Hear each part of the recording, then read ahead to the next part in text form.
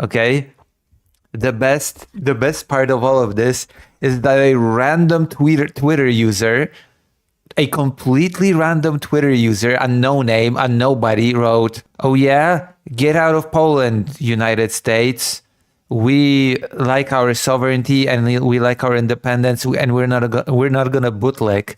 And the ambassador, the American ambassador for Poland, replied to the random Twitter user and said, "Oh yeah, should we leave? Should we take our troops and equipment with us?" This is so pathetic.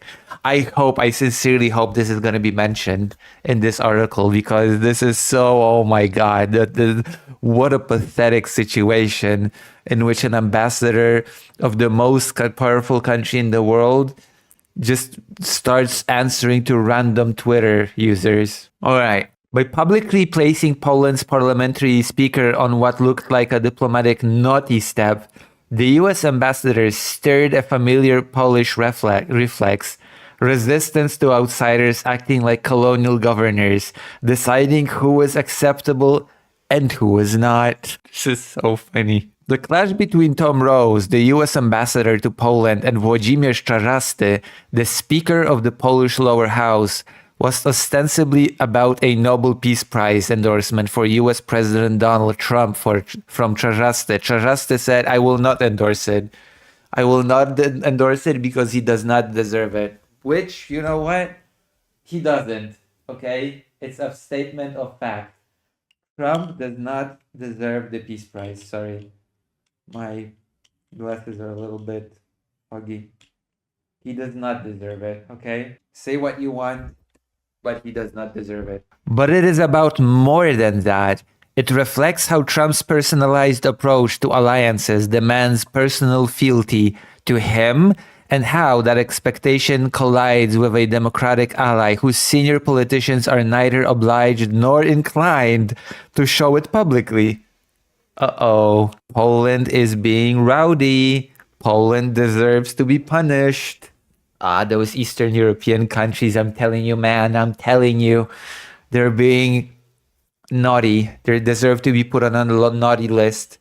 It also shows how Poland's right is betting that visible submission to Washington remains a winning domestic strategy. Even as public trust in the United States under Trump fades. Jesus Christ. No to Trump.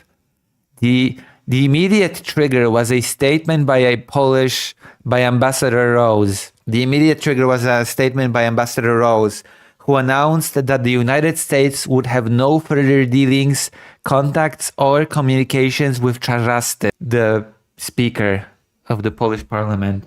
The reason, he said, was outrageous and unprovoked insults directed at President Trump. Yeah, if you say that President Donald Trump does not deserve the Nobel Peace Prize, that's unprecedented, that's just provocation, and that's just hate, I guess. That's insults. What Czarzasty had actually done was refuse to back an initiative promoted by US and Israeli parliamentary leaders to nominate Trump for the Nobel Peace Prize. Explaining his refusal, he said Trump pursued transactional politics and relied on force, often at the expense of international law. He also criticized Trump for dismissive remarks about NATO's allies' role in Afghanistan and for treating places like Greenland as bargaining chips. I mean, all of this is correct. What can I say? Poor Czarzasty being lambasted for... I mean, yeah, he does seek transactional politics. He does rely on force, all of this. And he does have contempt for international law. So, I don't know. It feels correct to me. Trump should be, if anything, Trump should be criticized like this more by leaders. Internal fracture. What followed revealed more about Poland's internal fracture than about diplomatic protocol. Law and Justice, the nationalist opposition party, immediately backed the ambassador. Its politicians flooded social media, demanding Czarzasty's resignation, accusing him of sabotaging the US-Poland alliance and endangering national security. I'm sorry, but what a sad state of affairs if diplomatic relations and, I don't know, an alliance with a different country depends on sucking the cock of that country's leader, quite literally. It's just so pathetic. Like, Trump can do anything. Trump can just shit on international law, threaten to invade Greenland. And if you criticize him for it, oh, that's bad. That's so bad. President Karol Nawrocki, elected with Law and Justice support, had earlier called a National Security Council meeting to discuss Czarzastys' alleged Russian contacts. Of course. Of course. Yeah. I'm sorry, what about Donald Trump's alleged Russian contacts while we're at it? What about those alleged contacts? Remember that? I mean, Czarzasty is not the one openly saying that Vladimir Putin is his close friend. Prime Minister Donald Tusk responded with restraint. Allies should respect each other, not lecture each other, he wrote. At least this is how we here in Poland understand partnership. Well, too bad. Stay sad, because that is not how the US under Trump understands partnership. Does it even understand anything? Like, does Trump even care about partnership at all, apart from personal friendships? Rose doubled down, praising Tusk as a model ally, while insisting that insulting the greatest friend Poland has ever had in the White House was unacceptable. Oh yeah, Trump is such a friend to Polish people that he started, deporting them a lot. Trump started deporting Polish people a lot from the US. That's how big of a friend he is to Poland and Polish people. Alliance discipline. Alliance discipline. Bondage and discipline in the alliance. The incident exposes how Trump's model of alliance management operates criticism. Well, hold on, I have to read this again. I'm having problems with basic reading, it seems. The incident exposes how Trump's model of alliance management operates. Criticism is reclassified as insult. Institutional independence is treated as disloyalty. Partnership becomes conditional on personal deference to the American president. This is not unique to Poland, but Poland is a test case where it collides with a functioning divided democracy rather than a client state or a fully aligned government. Whoopsie daisy. And there's going to be more countries like that. There's definitely going to be more countries like that. Hence the description as a case test. Case test. Okay. Security dependence. Poland's position makes this collision particularly sharp.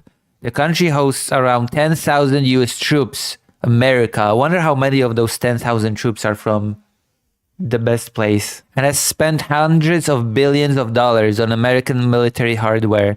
It is building the largest army in Europe and sits on the front line of any confrontation with Russia. Poland simply cannot afford to antagonize Washington, and everyone in Polish politics knows it. So I guess they're gonna, I don't know, suck Trump's cock. That dependency usually imposes caution.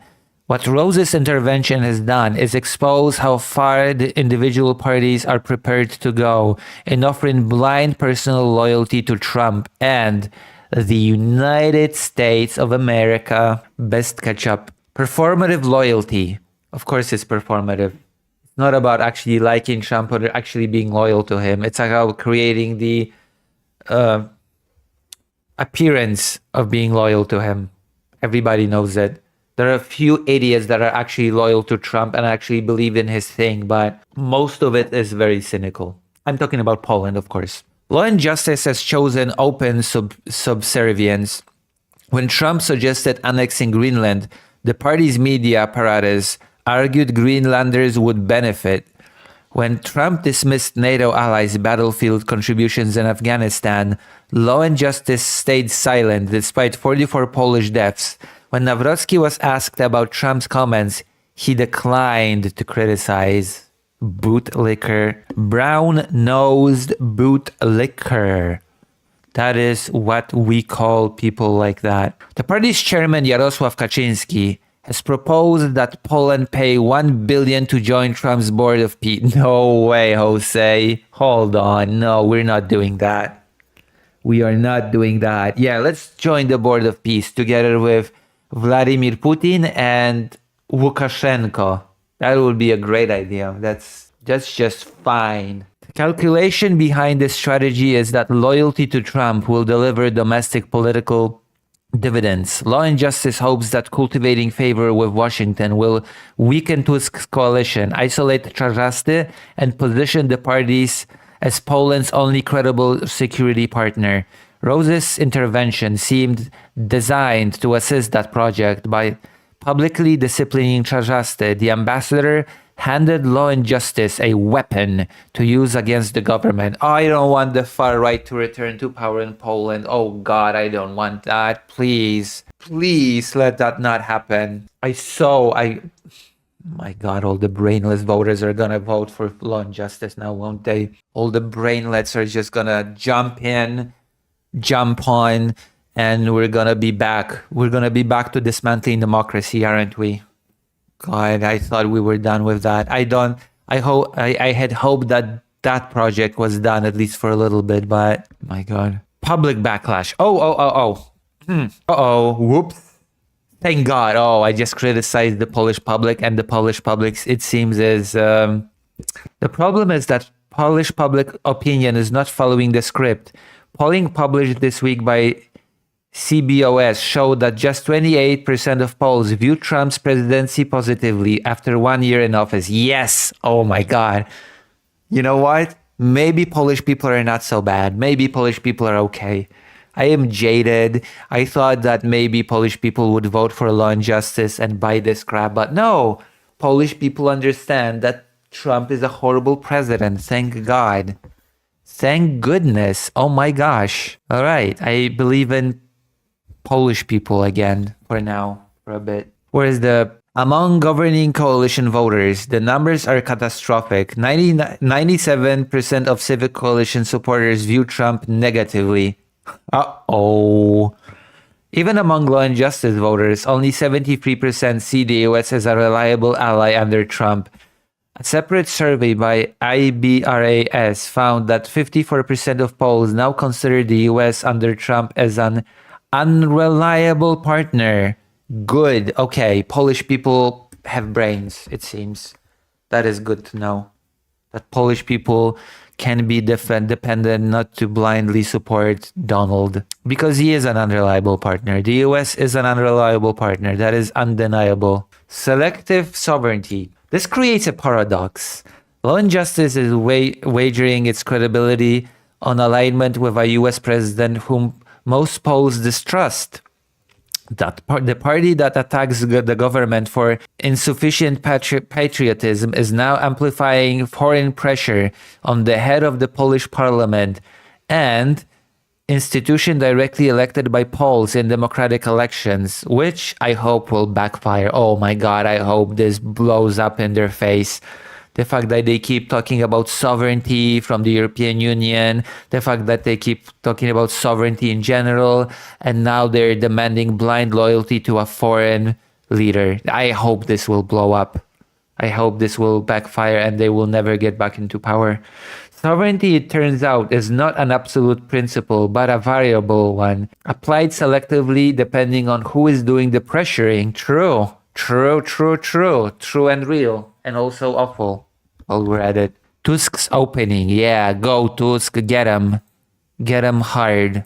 Kick their butt. Kick their asses. Okay? Kick their butts. Hard. Tusk has grasped the opportunity by responding to Rose with measured firmness rather than submission. He has positioned himself as the defender of Poland's sovereignty. His intervention on Epstein documents reinforces the contrast. Yes. As much as at the end of the day, Donald Tusk is just a centrist guy, he is still far more preferable to Jarosław Kaczyński. You don't even know. We don't want Jarosław Kaczyński back. Please no. He also ordered prosecutors to examine recently released U.S. court materials linked to Jeffrey Epstein. including any possible Polish connections or foreign intelligence involvement, treating the issue as a matter of state due diligence rather than partisan taboo. In doing so, he is subtly framing Law and Justice as Trump loyalty, as a liability rather than an asset. True. Well done. Oh my God. Well done. I salute to you, okay? I clap to this sort of thing. Do not be blindly loyal to Trump. That is the worst thing that you can do. That is the worst thing the European leaders in particular can do right now. Europe should be not divided, but they should be united under a principle of not blindly supporting Trump. Other NATO members are watching closely. If fealty becomes the price of security, democracies with opposition parties, independent parliaments, and critical media will face the same friction. For now, Czarnecki has held his ground. Tusk has defended the principle that Polish institutions answer to Polish voters, not foreign ambassadors. Law and Justice has chosen the opposite path. The question is whether Polish voters will reward them for it or punish them. Oh God, I hope the Law and Justice Party gets punished. I hope it gets punished hard to the point that they will just be removed. They will be completely removed from any hope that they could go back and that they could hold power like they used to. Oh my God, I hope so.